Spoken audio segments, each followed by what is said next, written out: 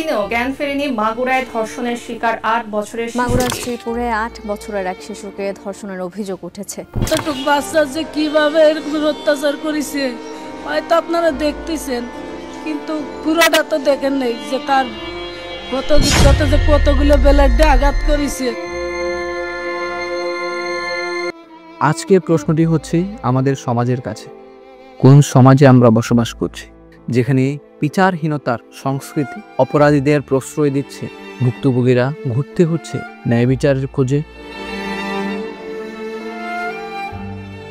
সোহাগী জাহান তনু Victoria কলেজের মেধাবী ছাত্রী। 2016 সালে 20 মার্চ কুমিল্লার সেনানিবাস এলাকায় তার মরদেহ উদ্ধার করা হয়। দেখতে দেখতে এখন পর্যন্ত প্রায় 9টি বছর কেটে গেলেও বিচার হয়নি এখন। আর কতদিন অপেক্ষা করবে তনুর পরিবার? এমন আরও অসংখ্য ঘটনা আছে যেখানে ভুক্তভোগীরা ন্যায় বিচারের আশায় বছরের পর বছর করছে অপেক্ষা, কিন্তু অপরাধীরা ঘুরে বেড়াচ্ছে মুক্তভাবে।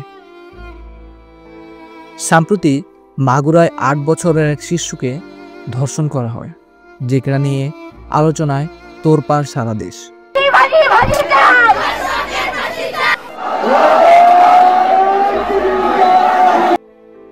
হাইকোর্ট নির্দেশ দিয়েছে 180 দিনের মধ্যে বিচার সম্পন্ন করতে হবে, কিন্তু প্রশ্ন তো থেকেই যায়, এতদিন কেন লাগবে? অন্য দেশে এই ধরনের অপরাধের দ্রুত এবং দৃষ্টান্তমূলক শাস্তি দেওয়া হয়, তাহলে বাংলাদেশে কেন এত দেরি? বিশ্বের বিভিন্ন দেশে ধর্ষণ ও হত্যার বিচার খুব দ্রুত হয়। ইসলামিক আইন অনুসারে সৌদি আরব এবং ইরানের শাস্তি কঠোরভাবে কার্যকর করা হয়, ফলে এসব দেশে ধর্ষণের হার উল্লেখযোগ্যভাবে কম। কিন্তু বাংলাদেশ তো কোনো খিলাফতের আইন অনুসরণ করে না। এখানে বিচার বিলম্বিত হয়, অপরাধীরা প্রভাবশালী হলে পার পেয়ে যায়। তাহলে প্রশ্ন ওঠে, এই বিচারহীনতার সংস্কৃতি কি অপরাধীদের উৎসাহিত করছে না?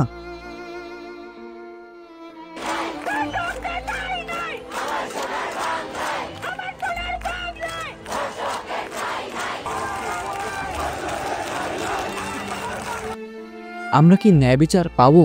আমাদের সমাজ কোন পথে যাচ্ছে? নাকি ন্যায় বিচার শুধু কাগজে কলমেই থাকবে? নাকি আমরা এমন শাস্তির বিধান আনব যা অপরাধীদের মনে ভয় জাগাবে? সময় কি তবে এসে গেছে ইসলামিক আইনের মতো কঠোর শাস্তি ব্যবস্থার কথা ভাবার?